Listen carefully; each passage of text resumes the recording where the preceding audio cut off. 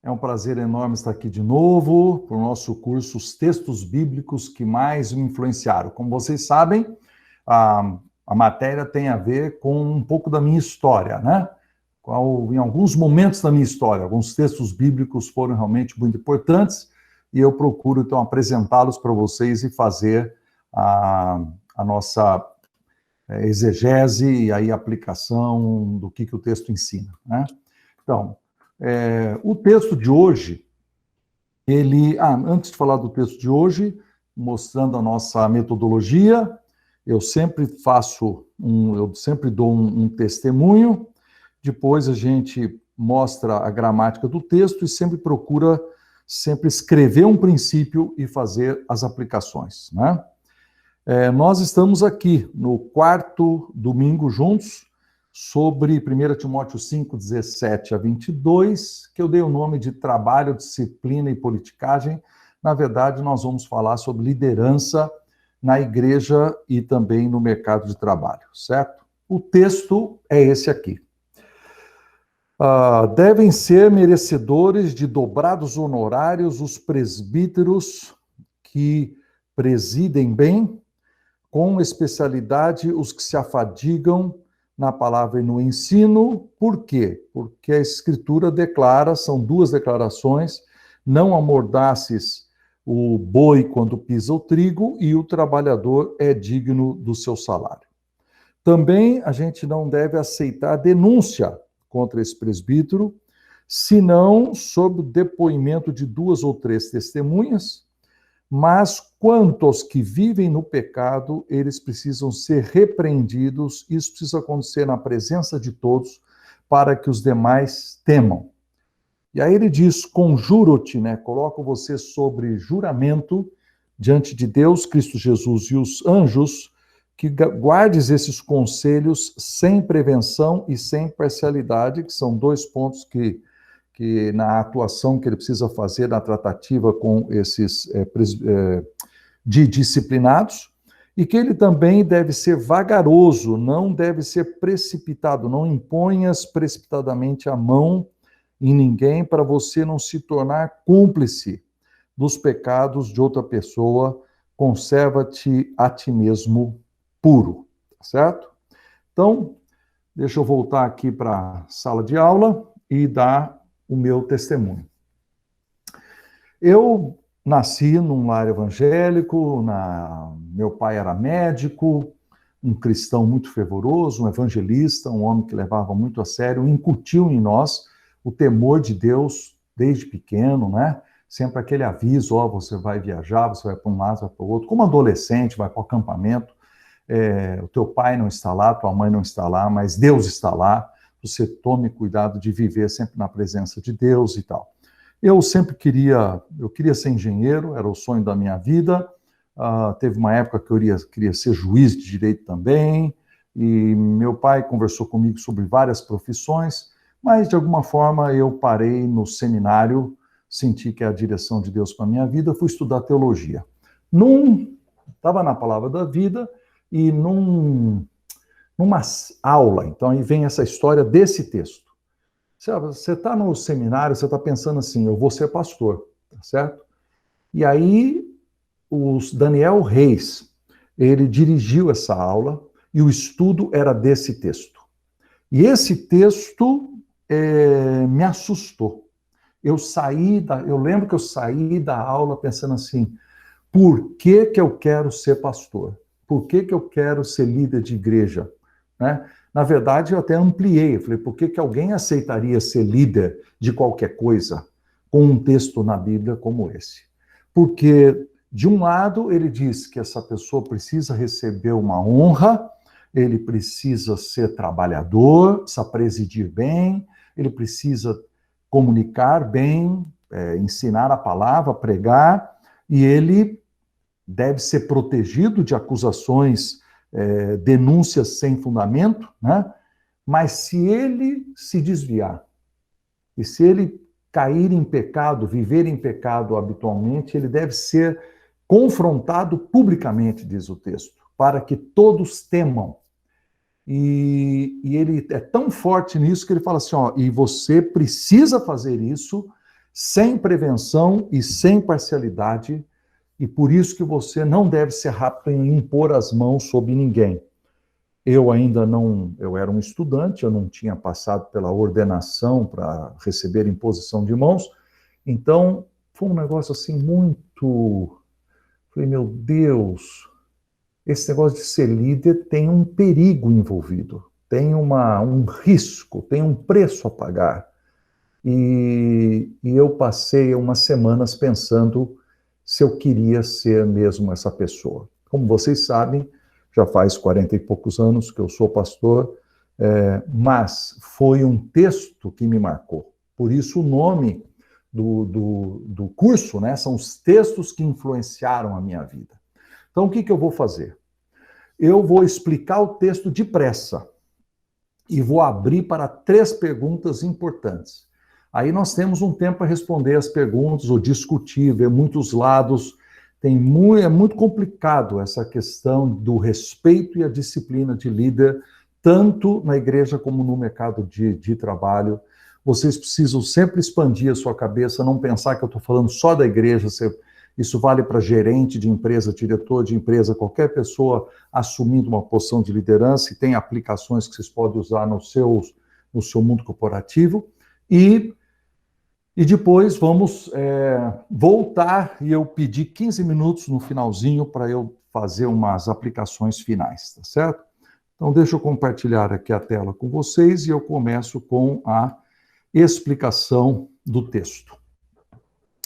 Então, é o seguinte, o texto está dizendo: os presbíteros devem ser considerados merecedores de dobrados honorários. Eu vou dividir aqui no meio e eu vou falar primeiro quais são esses presbíteros. São aqueles que, tá vendo, presidem bem, e aqueles que se afadigam na palavra e no ensino. E depois eu vou para esse lado aqui, tá certo?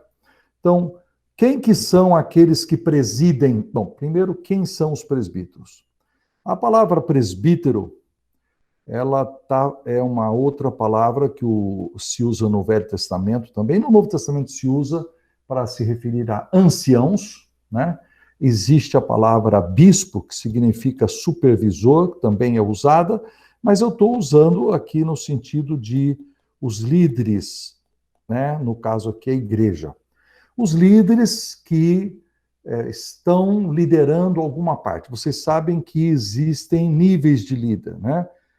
Se você pensar numa igreja, você tem o líder de uma coinonia, você tem um líder de um departamento da igreja, você pode ter alguém contratado para dirigir um grande departamento, uma área, você pode ter pessoas de tempo integral que são contratados para trabalhar na igreja, mas não são presbíteros, mas lá no topo você vai ter, então, os presbíteros. Na nossa igreja nós temos os presbíteros, alguns pastores nossos são presbíteros e alguns pastores de tempo integral não são presbíteros, são níveis, uma escalinha de liderança e influência que as pessoas têm, tá certo?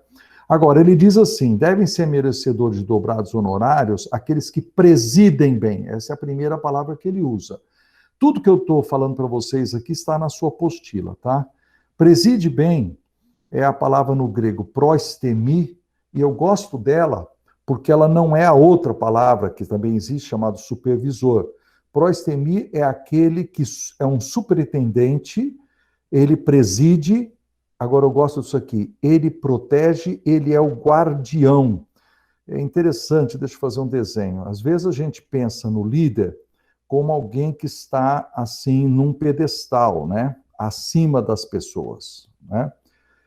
Não adianta negar que um líder, ele subiu de posição. Tanto é que a gente honra essas pessoas e fala, opa, cuidado aí, chegou o chefe, ó, muda de assunto, o gerente está aí, olha, para que o pastor chegou. A gente brinca desse jeito, mas mostra a nossa deferência, a nossa honra.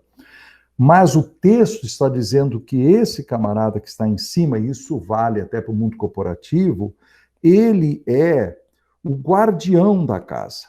Ele é o sujeito que põe as telhas, que põe o telhado. É a pessoa que cuida dessa casa. E é verdade. O diretor de uma empresa, ele não só dirige, ele protege, porque ele quer que o negócio vá em frente. Esse é o proistemi. Então a Bíblia está dizendo assim, se você tem um líder que preside bem, que ele organiza, quais são as palavras aqui, ó? Ele está à frente, ele é o superintendente, ele preside, ele protege, ele é o guardião. Esse camarada, ele precisa ser honrado, porque ele preside bem, está fazendo um bom trabalho. A segunda característica desse líder é que ele se afadiga na palavra e no ensino. A palavra afadigar é muito importante, significa que ele fica cansado, tá? Palavra aqui não é estudo, tá? A palavra no grego é que ele faz a pregação, é a exposição da palavra. E ensino, a palavrinha no grego didascalia, que é o ensino dos novos convertidos. Eu coloquei aqui, os que se afadigam. Os que se afadigam são os que ficam cansados, fatigado com o trabalho, aquele que serve com empenho exaustivo. O que é isso na prática? Na prática é que o líder, né, não deve ser vagabundo. Certo? Ele está dizendo assim, ele é merecedor de dobrado honorário, dobrada honra, se ele não for vagabundo. E mesmo aquele que é separado para estudar a Bíblia e para ensiná-la, tá vendo? Palavra que significa o discurso público e o ensino são as aulas de doutrina para o novo convertido, mas vocês concordam comigo que é uma sequência, né? Primeiro você tem que estudar, isso aqui ele não pode ser vagabundo nesse estudo, né? Para que possa haver a pregação, né, a exposição, e para que possa haver o ensino sistemático do novo convertido, dos irmãos em Cristo. Isso aqui para entender a primeira parte. A segunda parte é essa aqui, ó.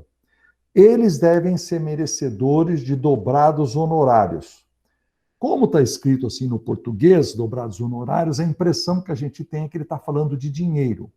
Certamente está falando de dinheiro, porque as duas citações que ele cita é sobre dinheiro. Ele está dizendo que o trabalhador é digno do seu salário, está falando de dinheiro, e ele diz que para não amordaçar o boi quando ele pisa o trigo. Isso aqui, só para vocês entenderem, eu consegui uma foto. Esse aqui é um moedor, vamos dizer assim, de trigo, que fica ali no centro, com esse eixo, e o que eles faziam, eles colocavam um boi aqui, né? Desculpa o meu desenho de boi aqui, tá? Então, esse boi está tudo feliz, amarrado nesse pedaço de pau, e quando ele fica dando a volta, aquilo vai moendo o trigo. O que o texto bíblico está dizendo é assim, deixa ele comer do trigo que está caindo. Porque se você amordaçar o boi, ele vai ficar com fome, ele para. Você precisa deixar ele comer. Agora, por que ele usa dobrados honorários? Então, isso dá uma explicação aqui, ó. A palavra no grego é a palavra timé. Ele pode ser traduzido como honra, podia ser dobrada honra. Então, aí tem a ver com o respeito que nós devemos ter com o líder, mas também timé era uma palavra usada para o preço pago. Quanto que eu tenho que honrar em termos de financeiros para receber um certo produto, um certo serviço. Por isso, então, a tradução por honorários ou salários, tá certo? Então, quando ele fala dupla honra, duplo honorário, do que ele está falando? Eu acho que são essas duas coisas aqui. Ele vai receber a honra, certamente, e se ele for de tempo integral ou de tempo parcial e precisar receber um salário, então que ele receba. Essas são as duas coisas. Tem presbítero, queridos, que não recebe salário. Há milhares de igrejas ao redor do mundo inteiro. Tem presbíteros que não recebem salário, trabalham como voluntários, como na nossa igreja. Você tem voluntários como professor de escola dominical, como líderes de pequenos grupos, você tem voluntário no teatro, na música, em tudo. Mas quando você contrata alguém e ele, então, precisa do salário, ele tem direito a receber, é digno que ele receba, tá certo? Então, aqui está, são os dois grandes princípios que nós vamos estudar hoje. O primeiro é esse aqui. Então, aqui, colocando num parágrafo, os líderes de uma igreja são merecedores, são dignos de receber o devido respeito. Eles devem receber o salário adequado, principalmente os que trabalham arduamente. Então, aí começa uma discussão muito grande, né? Por exemplo, eu estou falando, uma igreja, por exemplo, tem um pastor, os membros acham que esse pastor não trabalha arduamente, né? É difícil medir, eu sei, é difícil avaliar, mas eu acho que tem horas que a gente consegue descobrir, e aí, então, se ele não trabalha arduamente, por que deveríamos pagar um salário para ele, ou por que deveríamos pagar um salário maior ou menor? Na empresa, é a mesma coisa, você contrata um gerente por tanto, e ele não está entregando o serviço que você gostaria, e você fica na dúvida, ele recebe a honra pela posição, porque ele é um gerente, mas talvez nós devamos mandar ele embora e contratar um outro que faça jus ao salário que está recebendo, porque ele trabalha arduamente. No caso aqui, como ele está falando de estudar, ensinar e pregar, eu acho que nós devíamos aplicar também para professores, pessoas que estão na academia, porque eu acho que tem, desculpe falar desse jeito, tem professores, tem diretores que estão recebendo mais e mais salários e eles não estão entregando como deveriam. E no nosso sistema atual, hoje o funcionário público ele está protegido até o final de sua vida, não pode perder o emprego, então se ele tiver uma performance aquém do que ele podia ter, isso não afeta o salário dele. Mas é curioso o que o texto está dizendo, ele merece. Aquele que trabalha duro, lembra do texto, aquele que trabalha duro, aquele que, qual foi? Deixa eu ver aqui, como é que foi a palavra que ele usou? Aquele que serve com empenho exaustivo no ensino, aquele que sua a camiseta para ensinar, esse cara é merecedor dessa honra. Chegamos então na segunda parte do texto, que é a parte difícil da coisa. É sobre denúncia. Você sabe que todo líder, como a gente usa em português a expressão, né? Ele tem o quê? Ele tem o telhado de vidro. As pessoas são as primeiras a jogar pedra no telhado de qualquer líder. Isso é verdade dentro da igreja e é verdade fora da igreja, né? Eu sou pastor há muitos anos e a gente sabe, você está à frente de uma igreja é um ajuntamento de pessoas que estão ali voluntariamente, mas como o pastor é uma pessoa que sobe lá em cima, eu estou falando do pastor, desculpe, gente, às vezes eu vou falar pastor, mas quando você fala de presbítero, a Bíblia fala de presbítero. Na nossa igreja, por exemplo, nós temos acho que uns 10 presbíteros, tá certo? Só 2 deles são pastores, os demais são presbíteros, homens que nós respeitamos e lideram a nossa igreja. Não recebem salário por causa disso. Mas, de qualquer forma, a pessoa subiu numa posição, ela vai ser criticada. Então, quando você vai para casa e você, na hora do almoço, na mesa, fala assim, não gostei do sermão de hoje, não gostei daquele aviso que foi falado, e você começa a minar, inclusive na frente dos seus filhos, falando mal de pessoas que estão em liderança, falando mal daquele voluntário que cuidou do seu filho na sala de escola dominical, e você está, então, fazendo uma denúncia, entendeu? Contra ele. Está errado, né? Você está desobedecendo aquele texto de dobrada honra. Você não está valorizando. Nós estamos criticando, não gostei, fica falando. Então, a Bíblia, sabiamente, está protegendo o líder neste primeiro momento. Ele diz, não aceite a denúncia se ela for feita por uma pessoa só. Entendeu? Então, esse é o que eu chamo da denúncia vazia. Aí, líderes têm telhado de vidro. Podem ser facilmente criticados. Paulo diz assim, que não é para aceitar uma acusação feita por uma pessoa só. Da onde que Paulo tirou isso? Paulo tirou isso do Velho Testamento, o sistema jurídico de Israel. Olha aí o que diz. Uma só testemunha não se levantará, uma só não se levantará contra alguém por qualquer iniquidade ou por qualquer pecado, seja qual for o que cometer. Pelo depoimento de 2 ou 3 testemunhas se estabelecerá o fato. Olha a precisão jurídica. Ele não está dizendo com 2 ou 3 testemunhas ele será condenado. Diz, com 2 ou 3 testemunhas nós vamos estabelecer os fatos. Então, primeiro precisamos saber o que aconteceu de verdade.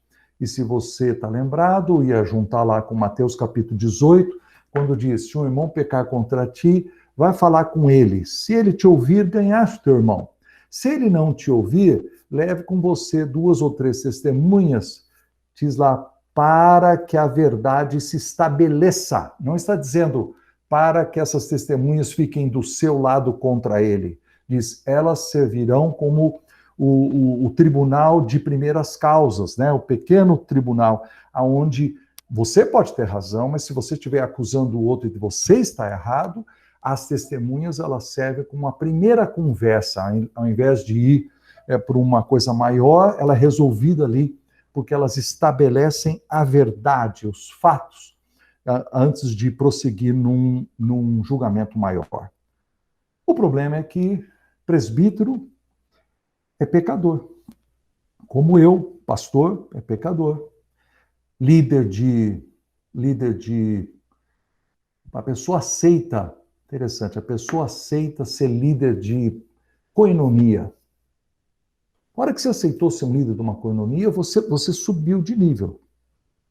E você sempre vai estar lá dirigindo, falando, ensinando a Bíblia. Vai existir alguém que vai dizer assim, mas você faz?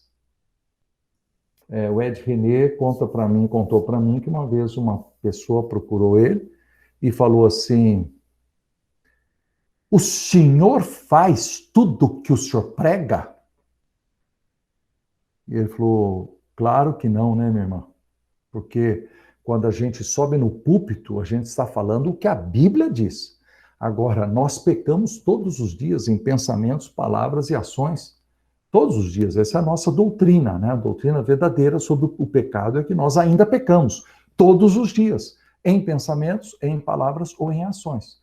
Então, se nós pecamos todos os dias, nós não obedecemos tudo que a gente fala, mas a cobrança existe. Quer dizer, a cobrança existe a cobrança até da mídia, né?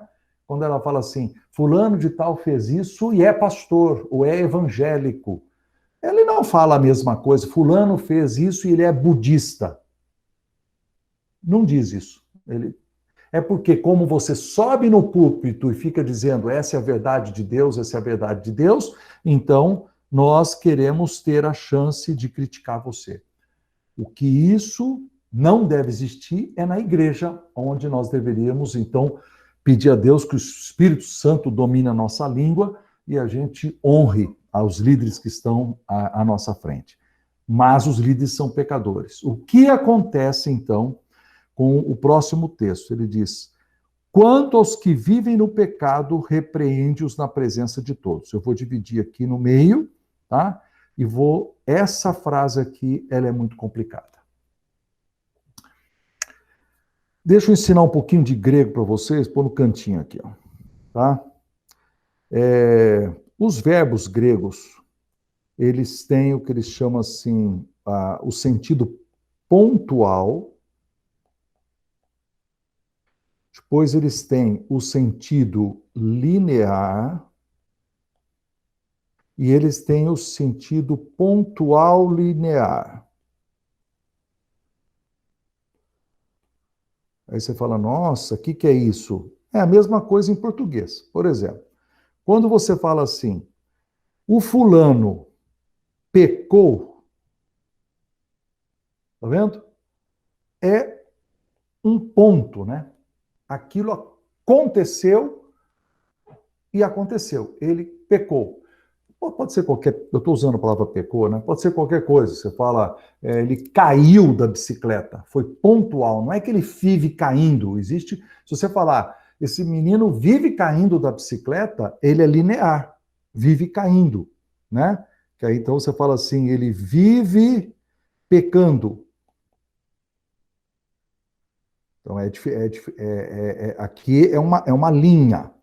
E existe o pontual linear, que aí é o uso do perfeito, né, no nosso que tendo pecado, sofreu as consequências, etc, etc, etc. Quer dizer, aconteceu a ação e existem consequências que vieram depois dela. Bom, chega de gramática. O que significa os que vivem no pecado? A gramática era importante para que você faça a diferença. Um líder sofreu uma multa de trânsito, ele não está vivendo no pecado, entendeu? Ele apenas fez uma coisa errada. É diferente, por isso que eu coloquei aqui. Vivem no pecado. Que líderes devem ser repreendidos?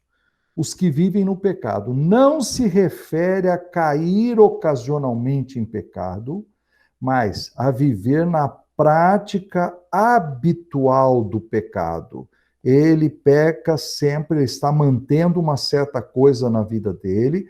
Pode ser que ele não consegue superar a ira, pode ser que a ganância dele afeta a vida dele e a vida da sua família.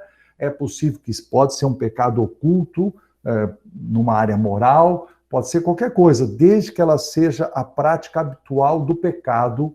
A Bíblia diz, essa pessoa precisa ser repreendida publicamente. Eu quero mostrar para vocês que essa frase também é usada para os cristãos normais, não só os líderes da igreja, né? Veja bem, está falando aqui para os cristãos, ó.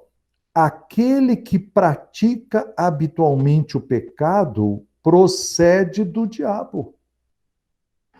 Todo aquele que é nascido de Deus não vive na prática habitual de pecado, pois o que permanece nele é a divina semente. Então, ele não pode viver pecando habitualmente, porque é nascido de Deus. Então, é assim, essa pessoa aqui que não tem Jesus, é normal ela ter um hábito pecaminoso. Mas agora ela entregou sua vida a Cristo. Ela foi transformada numa nova criatura. Diz o texto que nela mora agora a divina semente. Ela deveria vencer os hábitos pecaminosos. Se ela não venceu, ela ainda está na situação aqui de cima. Aquele que pratica habitualmente o pecado procede do diabo. Isso devia ser um alerta para qualquer pessoa que está na igreja. Ela fala assim, olha, eu estou na igreja, meu pai já era cristão, minha mãe, eu nasci aqui, e sabe, eu não vejo muita mudança de vida na minha vida.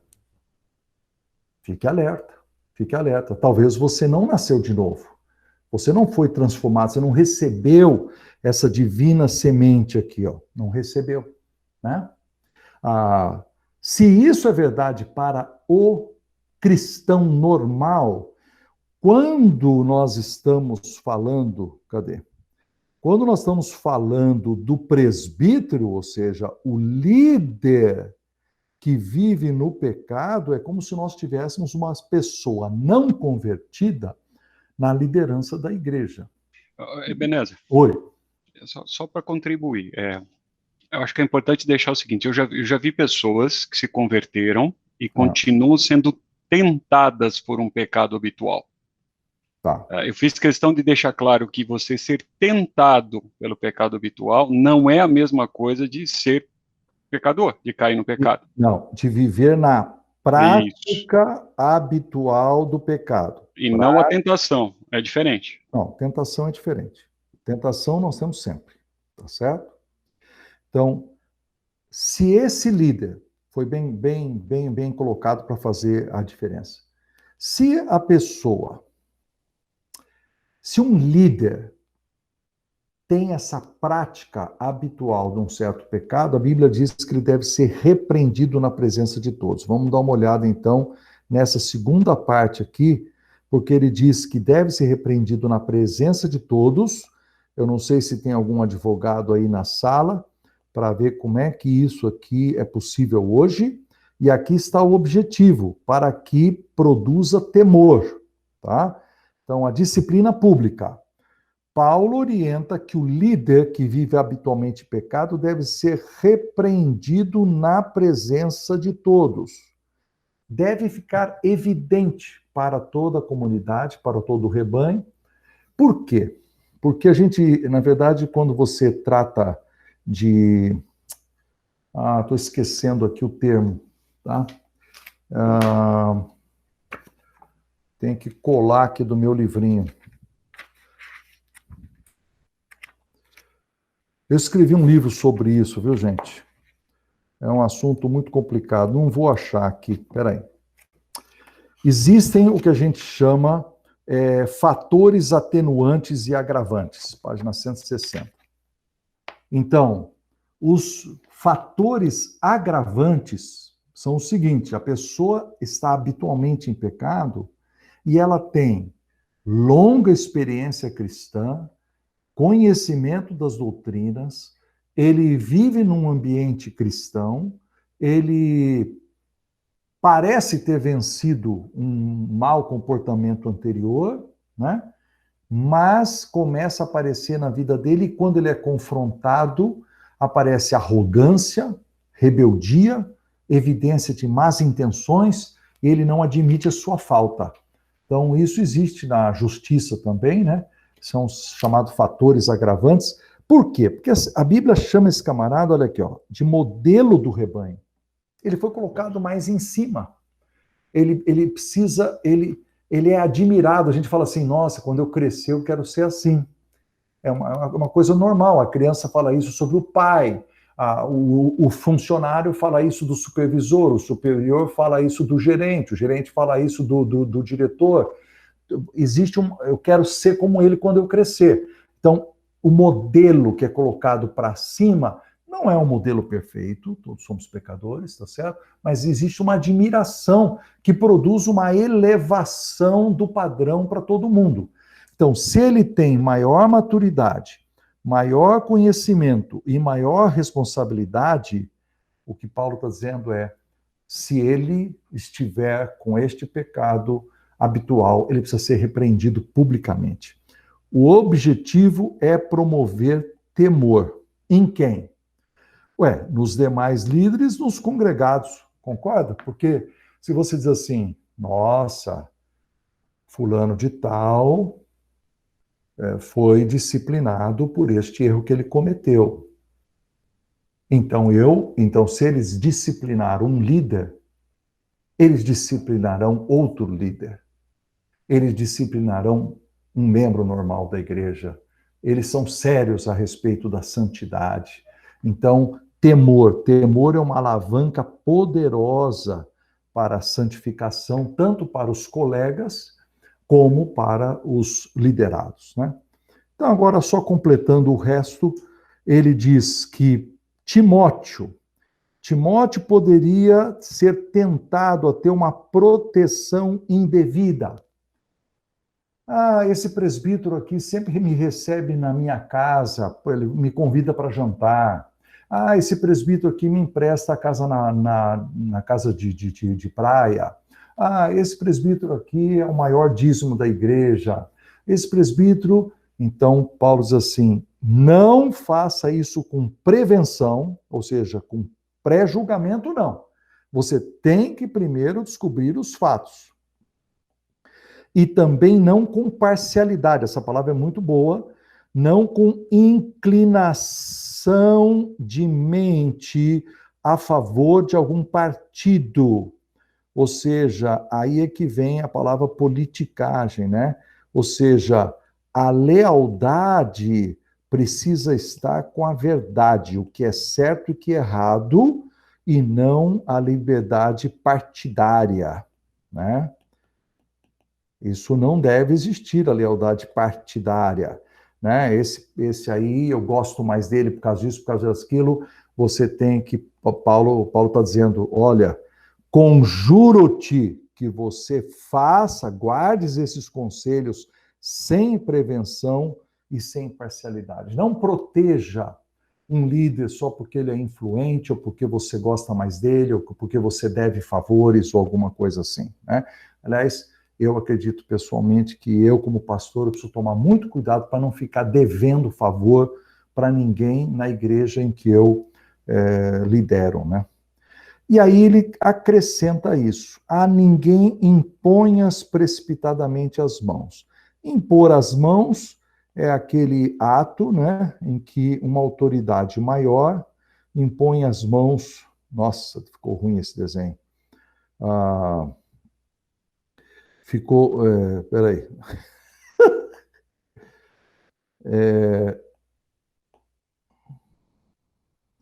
Onde uma autoridade maior impõe as mãos sobre alguém, dizendo: eu estou lhe dando autoridade. Isso existe, é um estudo, outro estudo na Bíblia, grande, que aí é uma outra coisa, certo?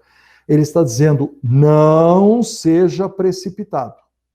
Não impõe as mãos por alguém. Por quê? Em dois momentos. Primeiro, na escolha. Ou seja, nós devemos ter uma demora na escolha de líderes, uma demora, não ser precipitado.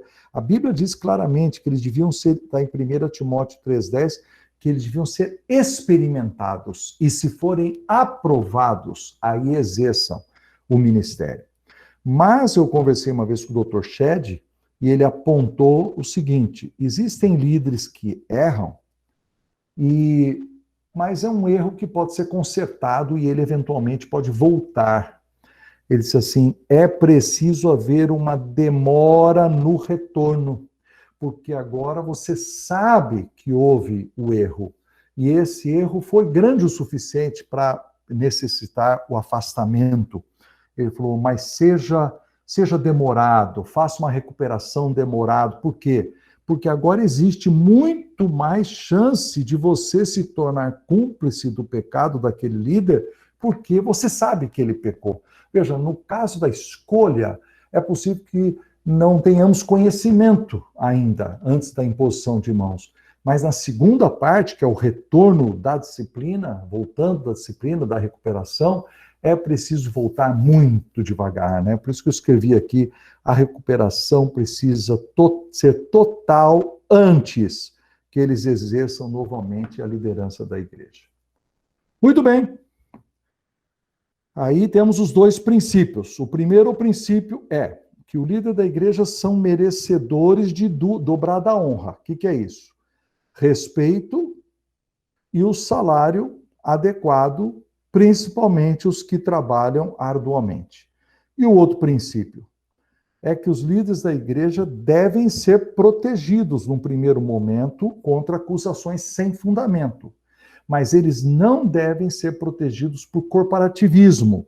Eles devem receber a disciplina pública caso estejam comprovadamente vivendo na prática habitual de pecados, e a sua recuperação deve ser lenta, deve ser vagarosa. Esses são os dois princípios, e eu vou depois, no finalzinho, falar alguma coisa sobre questões práticas. Mas aqui vem as perguntas para a nossa conversa. Em que situações um líder deve receber uma repreensão severa? Há diferença entre repreender um líder na empresa e na igreja? E por que alguém desejaria ser líder sabendo de um padrão desse que a Bíblia falou aí? Por que alguém ia querer ser líder, né?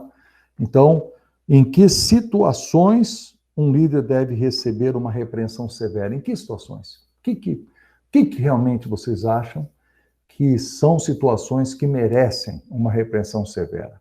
E se isso existe diferença entre na empresa e na igreja?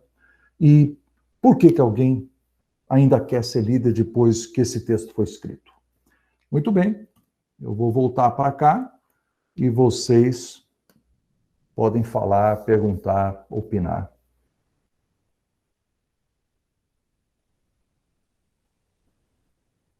Não se atropelem falando muitos de uma vez, tá certo? Podem vir vagarosamente, um por um aí. Ebenezer, como um bom líder, aponte, fale assim, Beltrano, o que você acha, entendeu? Não. O que você acha, então, Elcio? Eu acho que você acha, né? Não, eu entendo que muitas pessoas, principalmente no ambiente eclesiástico, não sabem desse peso e dessa responsabilidade quando almejam ser líderes. Talvez se fosse explicado dessa forma, muitos recuariam na decisão de ser líder. 2, eu entendo que da mesma forma que na empresa nós somos responsáveis pelos nossos atos e na empresa, de alguma forma, eu também sou disciplinado. Vale lembrar, na companhia que eu atuo, o cargo acima de mim, não é o meu, ele é responsável pelos atos por 5 anos, mesmo que ele deixe a empresa. Então, mesmo que ele deixe a empresa, ele responde por 5 anos ainda pelos seus atos. Ele responde sobre o que exatamente?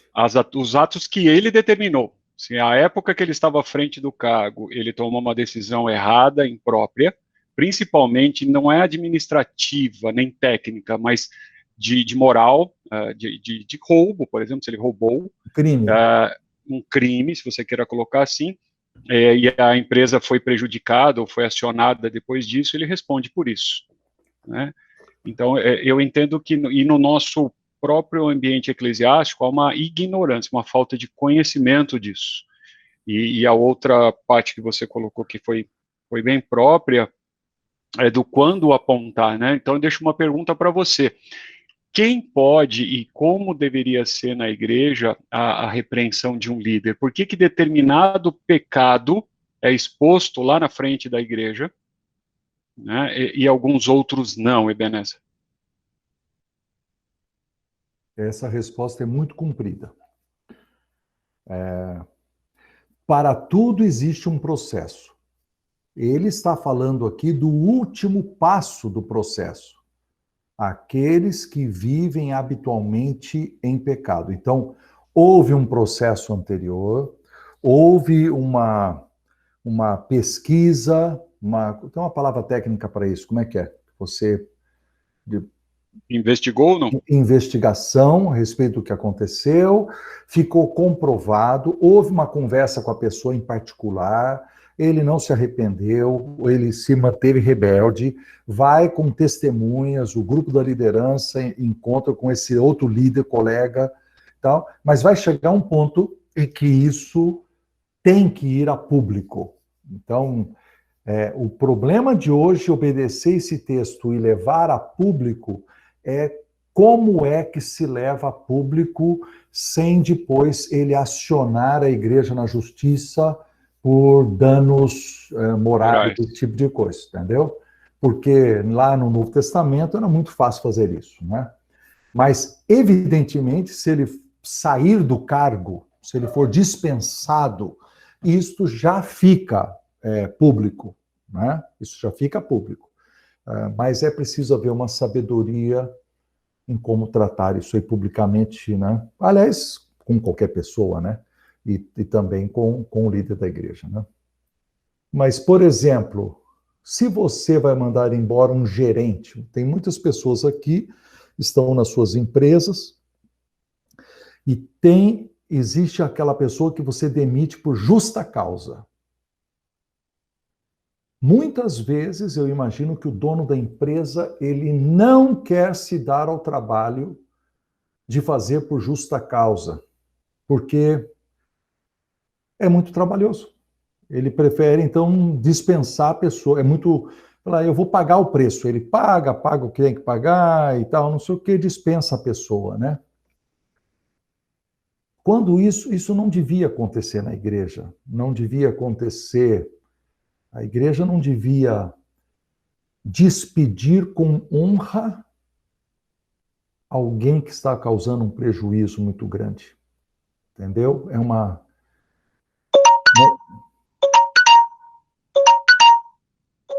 Isso significa que faltam 15 minutos. Alguém quer dizer mais alguma coisa? Senão eu vou para os meus pensamentos finais.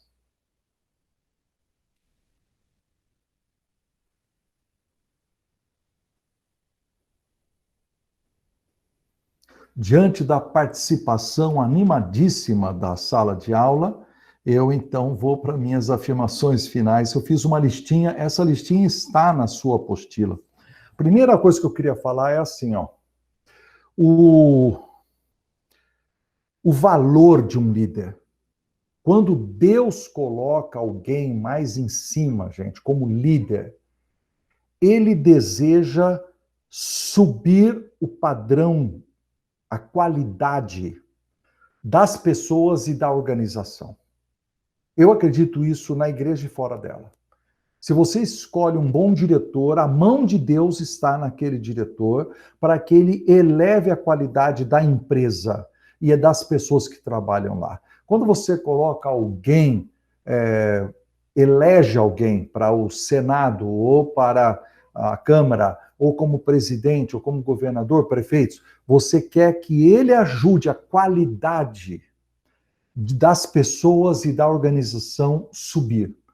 E é um plano de Deus, o líder faz isso. Agora, o líder também pode diminuir a qualidade. O líder pode estragar a organização que está embaixo dele. No caso da igreja, ele está dizendo que se ele causar esse prejuízo para a igreja, não na área técnica, né, que é, sei lá, cometer um erro lá, mas se ele chega na parte moral de habitualmente estar vivendo em pecado, ele está dizendo que nesse caso, então, ele devia ser retirado porque ele está prejudicando. Deus ajuda o mundo inteiro, né? Vai ler Romanos 13.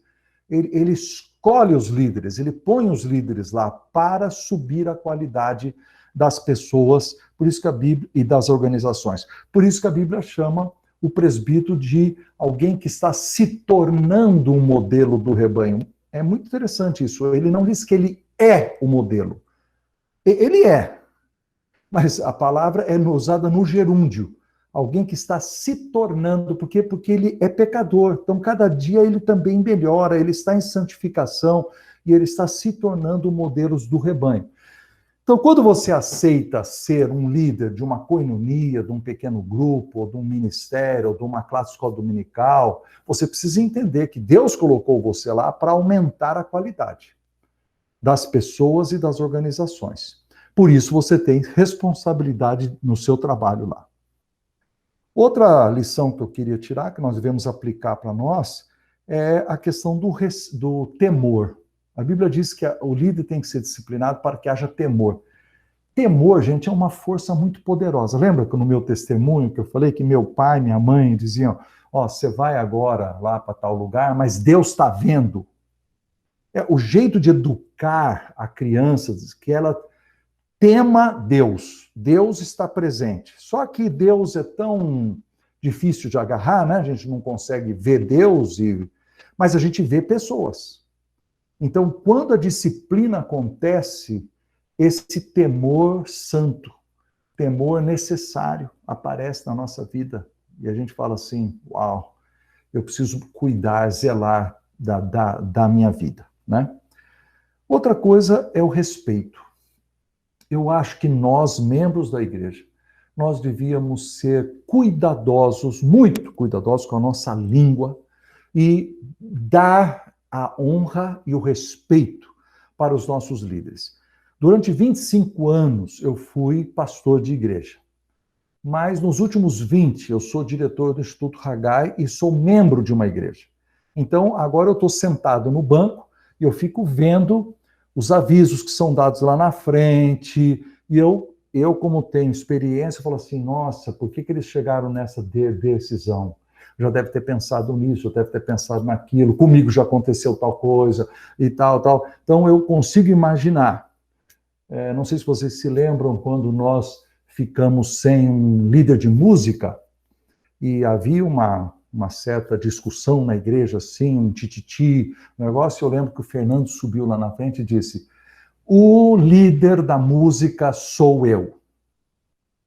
eu vou delegar quem vai fazer isso, terei os grupos, vão me auxiliar, etc, etc. E aquilo acabou assim, ó. Não há mais disputa política, não há mais tititi, porque o líder subiu lá e deu um aviso. E nós respeitamos esse líder e ele fez a liderança perfeita, né? Eu depois prossegui, o Eusébio chegou, aquele negócio todo e tal. Bom, o respeito, queridos, eu vou dizer uma coisa. Acho que poucas vezes na vida eu fui desrespeitado, né? Geralmente por um jovem tolo, né? Que não quero brigar por nomenclatura. Eu sei que hoje as pessoas não chamam mais os adultos de senhor, mas tem uma juventude que às vezes chamam uma pessoa mais velha com um desrespeito absurdo. E nós deveríamos ensinar nossos filhos a tratar com deferência. Eu mesmo já procurei o Fernando uma certa vez, eu falei para ele assim, olha, Fernando, eu queria te dizer o seguinte, para a nossa família, você não é igual a nós, você está um pouco mais em cima, assim. E nós respeitamos você como um homem que está liderando quase 2.000 pessoas e precisa da proteção do nosso respeito, da nossa honra. Nós honramos você. E eu me emocionei, né, falando isso para ele e tal. A gente se abraçou, aquele negócio todo. Mas eu acho que é uma dívida que nós temos para com os nossos líderes, esse respeito. E ensinar nossos filhos a tratá-lo dessa forma, né? Tem um texto na Bíblia que diz assim, vou mostrar para vocês.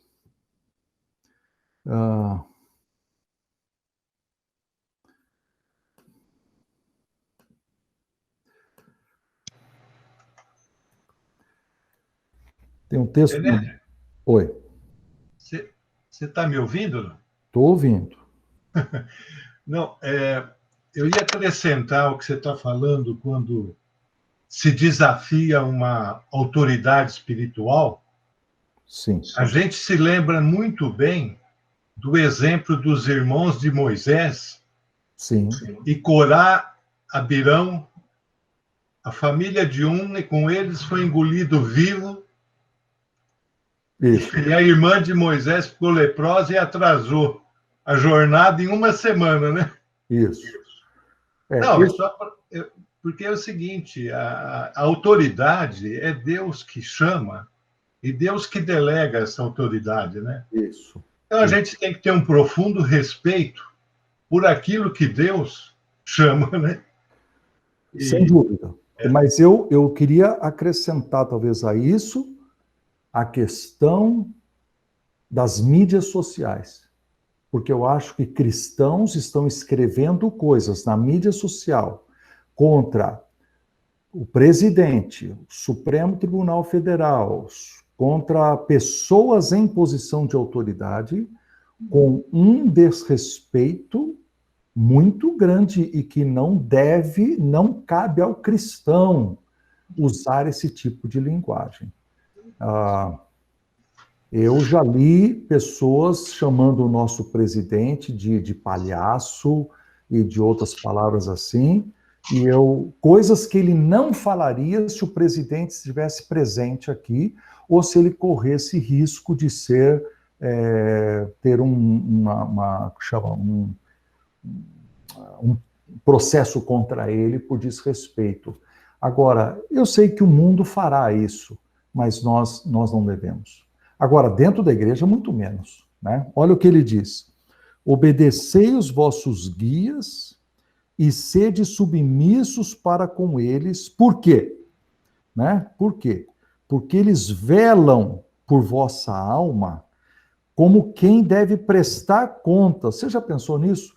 Que os pastores da nossa igreja, que os outros presbíteros, o Adalberto é um presbítero, está presente aqui na sala de aula, eles um dia vão prestar conta pela nossa alma, pelas decisões que eles tomam.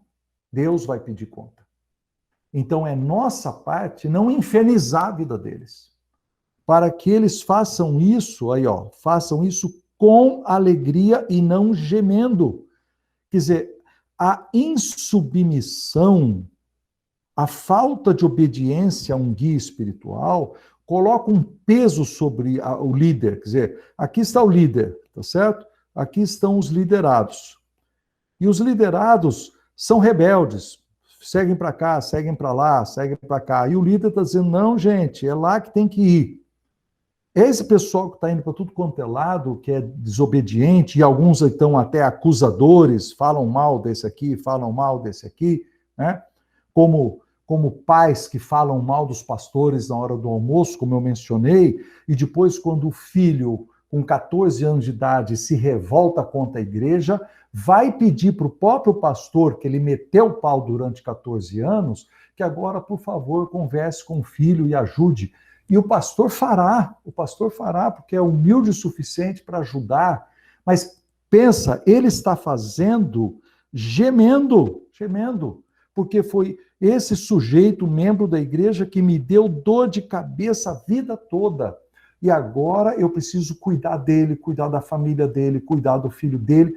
Ele vai fazer, mas ele fazer gemendo. Então a Bíblia está dizendo, isso não aproveita para vocês, não há lucro nenhum em você infernizar a vida do seu líder. Não infernize. Pelo contrário, honre, seja submisso, obedeça. Por exemplo, vou dar um exemplo que eu vivi. Um sujeito vai e abre uma sociedade com alguém, né? E faz a sociedade completamente errada. É uma sociedade que não tem contrato, não está claro os objetivos, ninguém assinou coisa alguma, começou porque tudo irmão, foram jantar um dia e quando terminou o jantar eram sócios, ok? Quando daqui 3, 4 meses começa a dar errado porque não deu lucro, porque não funcionou, porque não sei o quê, aí eles procuram a mim. Pastor, precisamos da sua ajuda, porque nós vamos a ponto de agarrar um ao outro aqui e ter uma briga. Então, não vieram pedir a minha ajuda na hora de abrir a empresa e a sociedade. Só vieram me procurar na hora que deu pau. O que eu sinto? Fora a vontade de bater nos dois. Eu sinto que eu estou sofrendo, mas que eu tenho que ajudá-los agora, de qualquer jeito, porque Deus pedirá conta da minha parte, porque eu tenho que velar pelas suas almas, eu tenho que zelar pela harmonia na igreja. Mas que coisa quando é como um filho, gente, é como um filho rebelde. E o pai e a mãe sofrem, mas ainda tem que cuidar dele.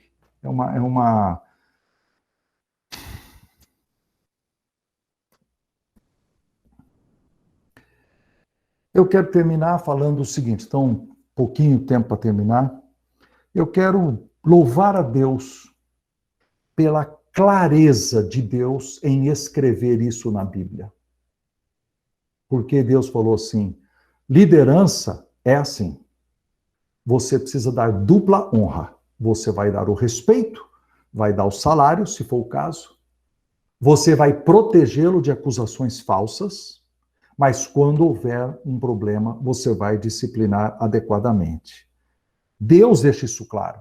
Então, qualquer um de nós, antes de aceitar a liderança, precisamos dizer assim, existe clareza, não existe nada nebuloso nesse assunto, existe clareza sobre o que deve ser feito, né?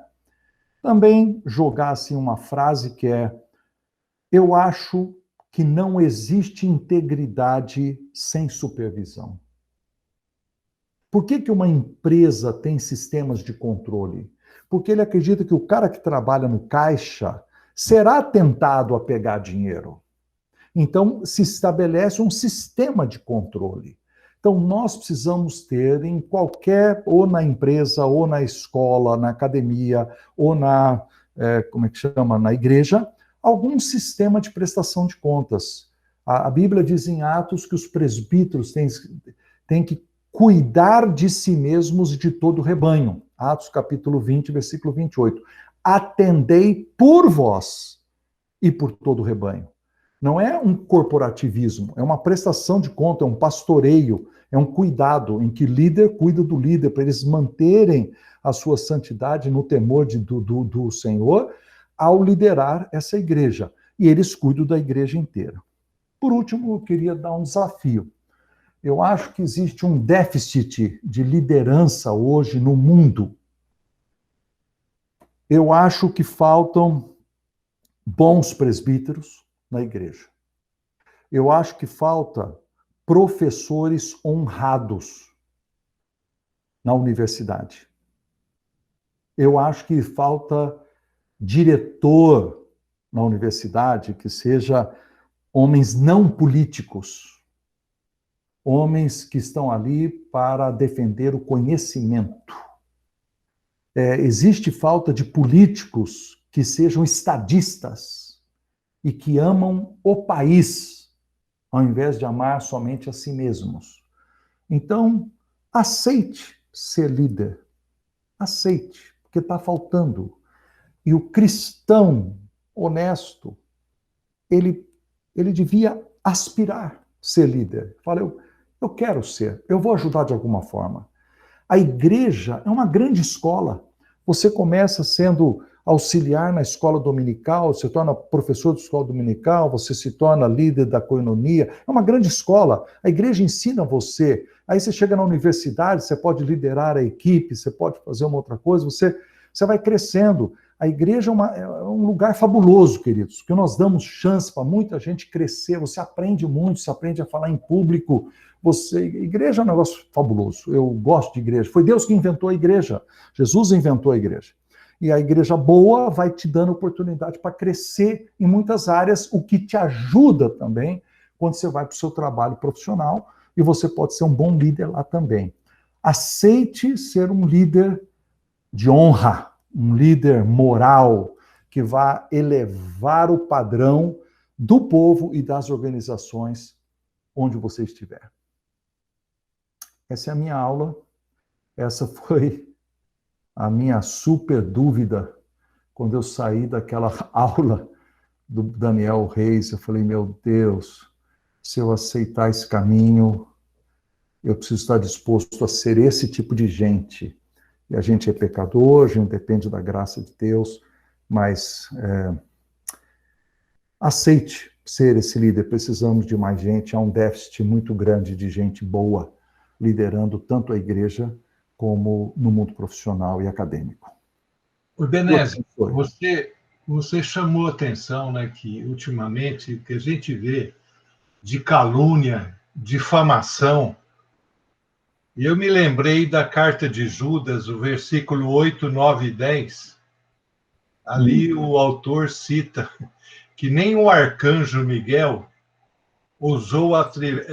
se atreveu a dar um juízo infamatório contra o diabo. É verdade. Né? Então, você vê, se um arcanjo, né, alguém que está... Não fala mal do diabo.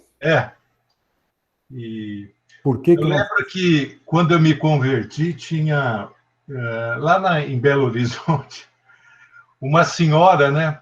Ela via virtude até no diabo. Ela era uma pessoa muito piedosa.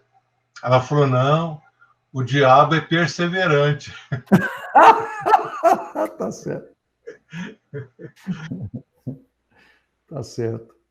Gente, nós vamos encerrar, porque temos que terminar com a nossa gravação, e aí a gente conversa depois um pouco mais, se quiser.